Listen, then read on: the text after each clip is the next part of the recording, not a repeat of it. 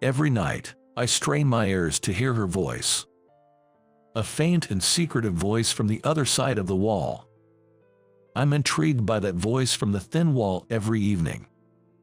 What kind of secrets is she hiding?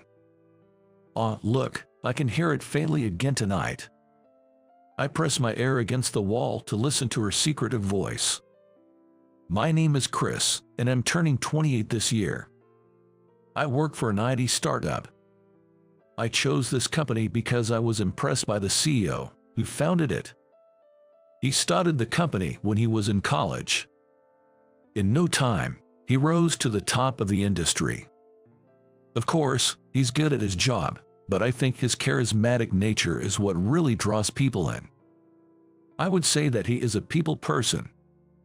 When the CEO convinces you of something, it's hard to resist. I looked up to him. Someday, I wanted to start my own company, just like him, and rule from the top. That was my goal. I've been working hard, and people inside the company think pretty highly of me. Even outside, a few folks recognize my name. I'm always grateful because I feel the CEO favors and supports me. Then one day, the CEO personally called me in. I thought he had a new job for me, so I kept my spirits up before entering his office. After knocking, I heard his voice saying, "Come in." With a large window behind him, the CEO sat looking confident. I thought, man, he really does look cool. "Chris, I have a job for you," he began without any preamble. "If it's something I can do, I'll give it my all," I replied. The CEO seemed pleased with my response. Of course, he probably never expected me to answer any differently. "I think everything's going just as he predicted. I want you to get married." I was taken aback by the CEO's words. For a moment, I couldn't comprehend what he just said. It's a fake marriage, just for a year or so, and of course, you can't get involved with the woman. If you can manage this, I'll give you the position that you want. While I was still in shock, the CEO began to lay out the conditions of the task. I understood that if I maintained this fake marriage for a year, I'd get the position I desired. "It's a task only you can handle. Will you do it?" he said with a solid tone. Didn't expect any refusal. I doubt anyone in the company could stand up to the CEO when he's this determined. "Understood. Who's the woman?" I replied, trying to stay as calm as possible. The CEO then made a call to summon someone. Since it's an internal line, it means the woman is an employee at our company. I had a hunch at this point. There's been talk of a woman rumored to be the CEO's mistress within the company. Of course, the CEO is a married man. I'm just being used as a diversion. "Excuse me." After a polite knock, the person who walked in was just who I had suspected. An accountant named Catherine. I believe she's about a year older than me. For an IT startup employee, she's quite plain and unremarkable. I can only recall having brief, business-related conversations with her. Chris has agreed to everything. "Catherine, you'll marry Chris." At the CEO's words, Catherine quietly nodded. She looked at me, tilted her head slightly, and said, "Pleased to be working with you." I couldn't read anything from that expression. It wasn't emotionless, but I couldn't tell what she was thinking. That's how I ended up as the guy who won the CEO's mistress after a secret office romance. I thought the fake marriage would be just about living together, but we actually got legally married. Couldn't fool the HR department. The CEO provided a new apartment and furnished it entirely for us. It's a marriage with all the bells and whistles. I've decided to keep it a secret from my parents for now. I'll just wing it if they ever find out. It'll be just a year. They probably won't hear about it in my hometown out of state. The CEO's order was to divorce after about 6 months to a year. Probably when his wife's suspicions clear up. It's a fake marriage, so we have separate rooms. No intimacy allowed. just like roommates. We didn't have a wedding ceremony, just took photos. She looked surprisingly beautiful in her white dress, which was a shock. The thick glasses she usually wears were the problem. I didn't know her real face until we took the photos. On our first night as a married couple, she bowed her head to me slowly. "I'm truly sorry for all the trouble because of John's whims. Please bear with it for a while." John is the CEO. His full name is Jonathan. I figured, so the rumors about him having a mistress were true. All I could say was, "Oh, okay. If I can endure for half a year to a year, my promotion is guaranteed." But I wonder if she's promised something after that time. Does she intend to always live in the shadows? Such deep thoughts crossed my mind, but I tried not to dwell on it. I didn't want to get too involved.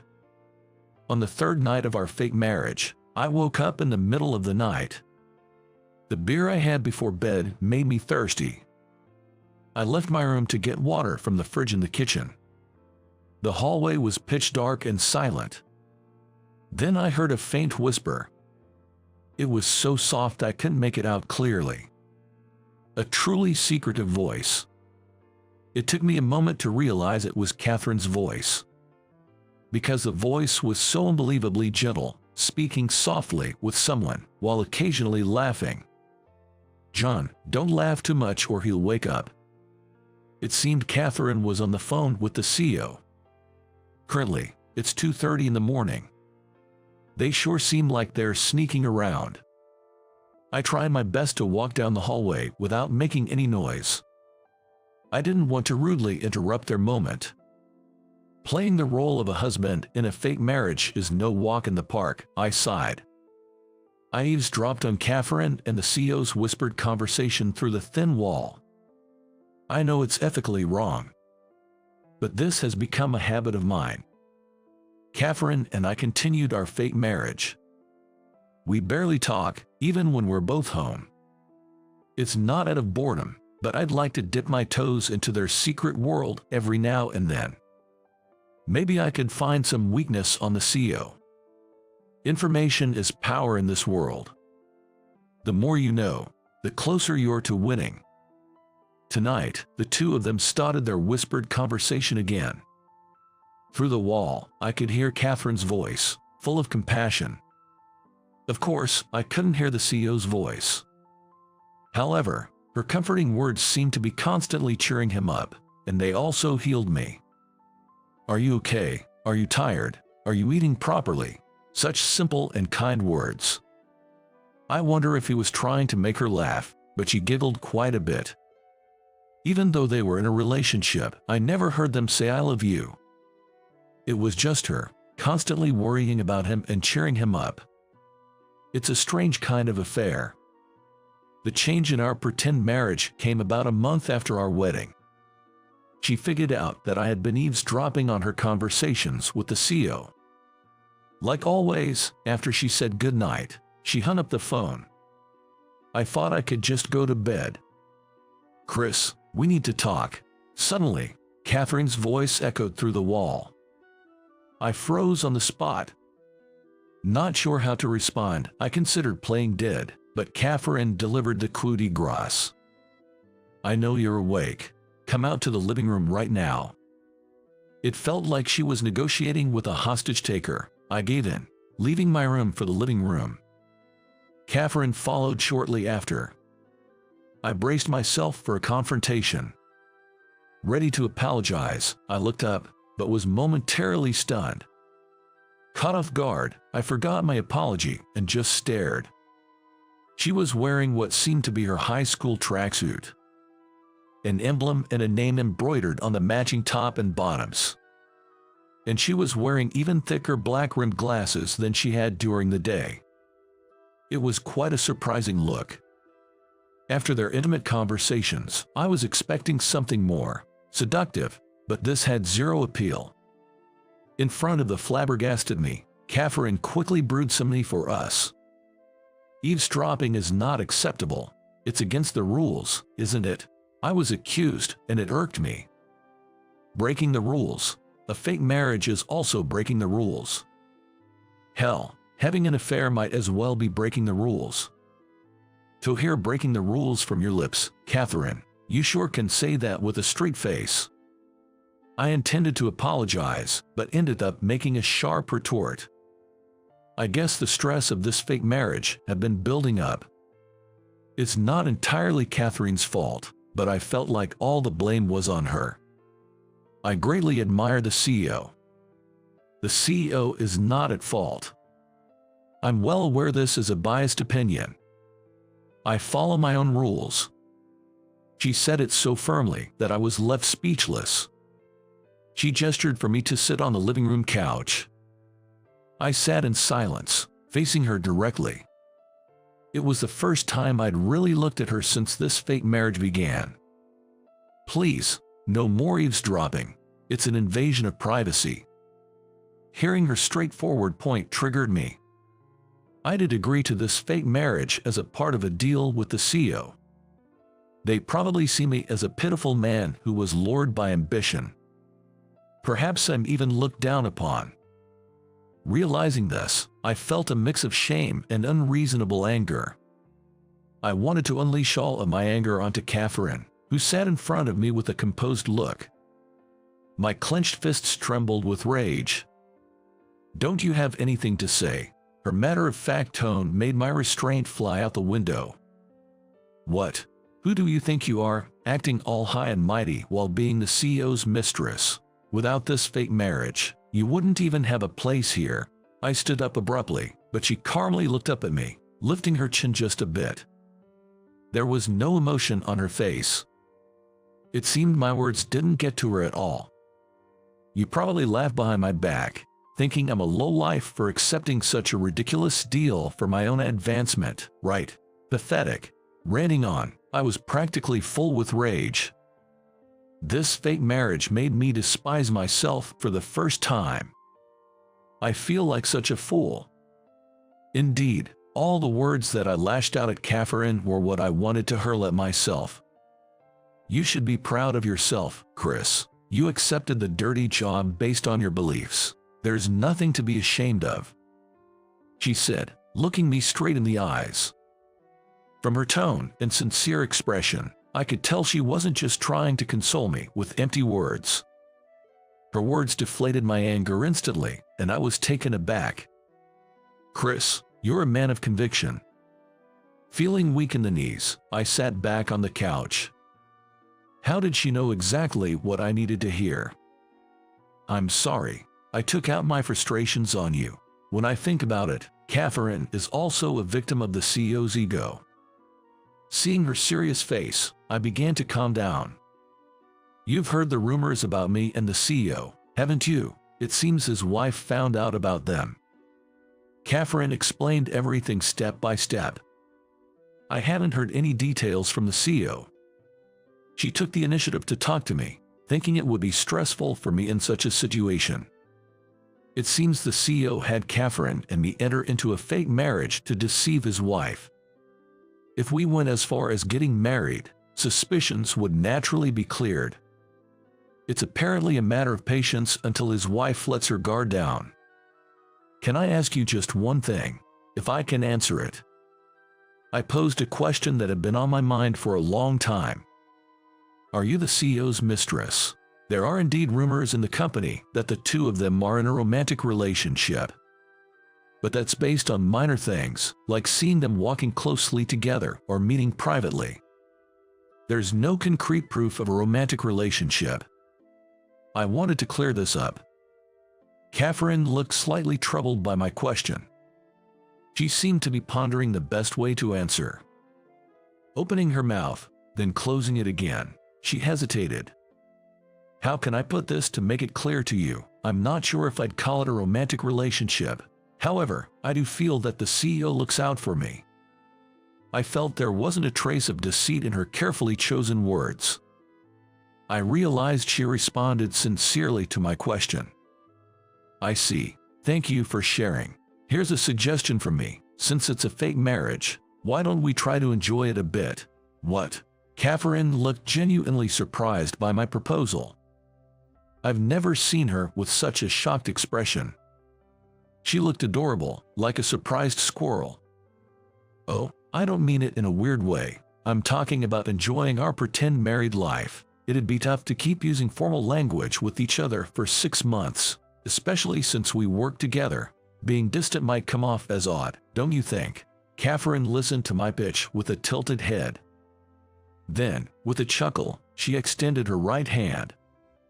Well, let's make the best of it, shall we, husband?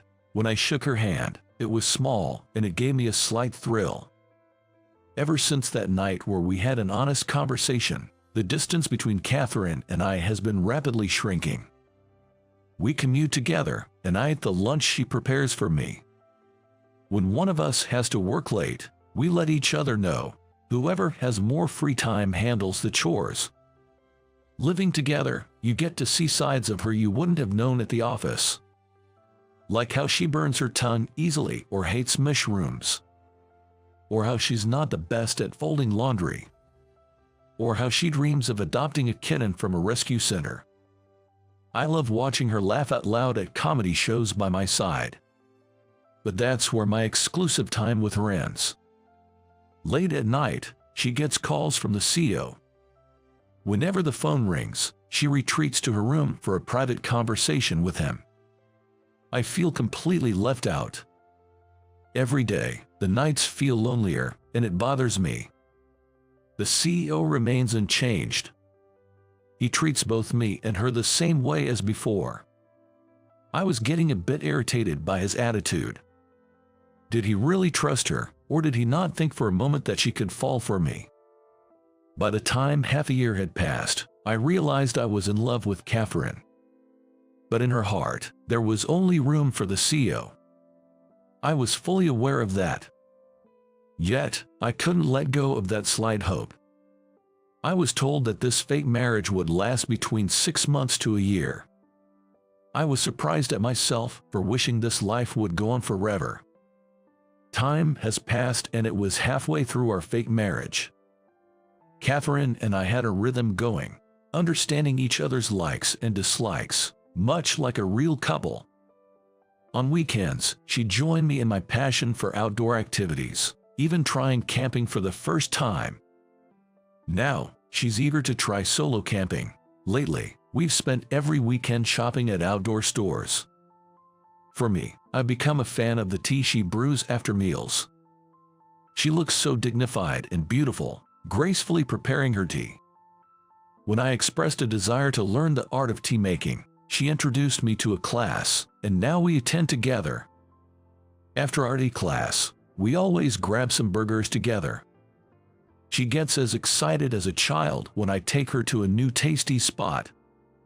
I wish this happy life would continue forever. Just when I started to wish from the bottom of my heart, something happened. At my office desk, I was occupied with loads of work. Today, I had plans to dine out with her. There's no way I could work late. That's when I spotted her, sneaking between the desks. In her hand, she held an envelope and a list. Probably collecting money for some occasion. Whenever there's something to celebrate or mourn at the office, Catherine, being in accounting, collects the funds. It was a familiar sight. "I'm sorry for interrupting your work. I'm here to collect some money." She stood next to my desk. "Is someone getting married, or did something unfortunate happen?" I asked her while searching for my wallet. I could sense a hint of tension in her posture. She was behaving differently, so I looked up. Her face was as expressionless as always. But now, I could tell. She was desperately hiding her emotions. The CEO's wife is pregnant, so it's a celebration. My hand jerked in surprise, dropping my wallet. Coins scattered on the floor with clinking sound. The CEO's baby, but Catherine bent down to carefully pick up the coins. "Well, the CEO has been married for 5 years now. It's about time, right? It's wonderful news," she said flatly, placing the coins gently in my palm. "I'll come back later to collect. Take your time." she said and left, her retreating figure looking smaller than ever. Watching her back, anger towards the CEO welled up in me. He tricked Catherine, pretending to be loyal to his wife. All the while, Catherine had been waiting for him. What's the point of our fake marriage? I was suddenly filled with resentment towards the CEO. I need to talk to him. I headed towards the CEO's office. Just as I was about to knock, the CEO's secretary opened the door. He looked surprised and said, "Perfect timing." Apparently, he was about to call me. Nodding to the secretary, I entered the CEO's office. The CEO seemed just as I remembered him. Recognizing me, he gestured for me to come closer. "You've worked hard till now. I've arranged the position you wanted. The fake marriage is over," he said. Then, he handed me something.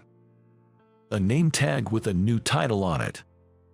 Among my colleagues, it was an unbelievably rapid promotion. It was everything I had aimed for since joining the company. Aren't you going to be more excited? Now you can finally date freely. Plus, with this position, you'll have your pick of the ladies, right? The CEO teased. However, his eyes aren't laughing. You're no longer needed. I'll be taking Catherine back. Anger surged as the words left the CEO's mouth. Catherine isn't an object. The way the CEO casually mentioned taking her back infuriated me. Isn't she free to live her life? Do you plan on keeping her trapped and making her suffer forever? It was the first time I'd ever stood up to the CEO. But I felt that I had to say something. Pretty noble words coming from a guy who faked a marriage for a position. The CEO laughed sarcastically, looking at me with disdain. I might have been intimidated before, but not now. I took a deep breath, steadying myself. I don't need this position, because I have no intention of divorcing her. She's already my wife. Staring down the CEO, I blurted out my words. The CEO frowned in displeasure. Who do you think you are? You think you earned this position by yourself, and that you can have Catherine too? Get over yourself. The CEO yelled at me. The usually composed CEO was yelling. If you won't divorce, you are fired. Can you really give up the position you wanted so desperately? You've always been so ambitious.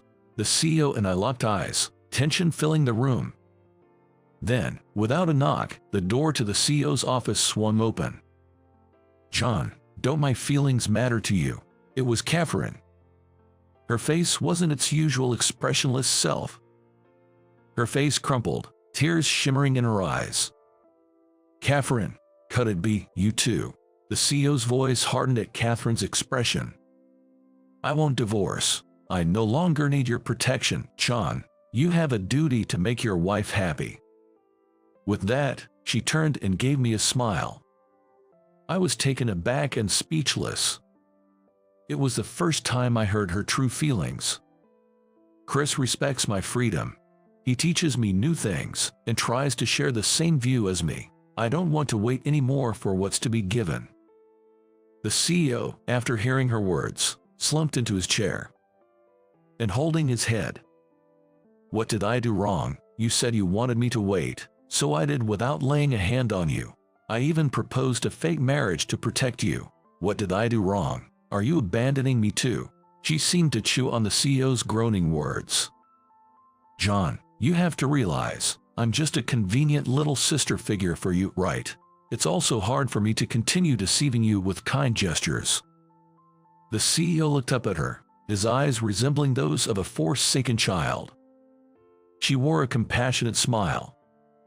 I will become Chris's wife, a real wife, through sickness and old age, always together. She smiled, and I nodded strongly. Our hands clenched tightly, hers responding with a gentle squeeze. Thank you for everything, CEO. I bowed to the man I'd always admired. Both of you, get out. Don't show your faces again. Leave the apartment as soon as possible. Energetically, we replied, sure. As we exited his office, We heard the CEO's muffled cries from behind the door. Catherine and I then resigned together and quickly moved out of the apartment. I'm glad that it was you that I married for the fake marriage. She said this as we left the building. Let's look forward to starting today. The pleasure is all mine, my sweetie. She whispered into my ear, making me jump. I blushed, covering my ears, and Catherine burst into laughter. It seems Catherine always had the upper hand. I had a feeling I'd be under her thumb, but I thought it would be fun as long as I'm with her. I may have lost the career success I dreamed of, but I gained something much more precious. I believe I'm the real winner in life. I will make you happy, no matter what. I told her earnestly. She laughed and said, I'm counting on it. I'm willing to bet my entire life on meeting her expectations.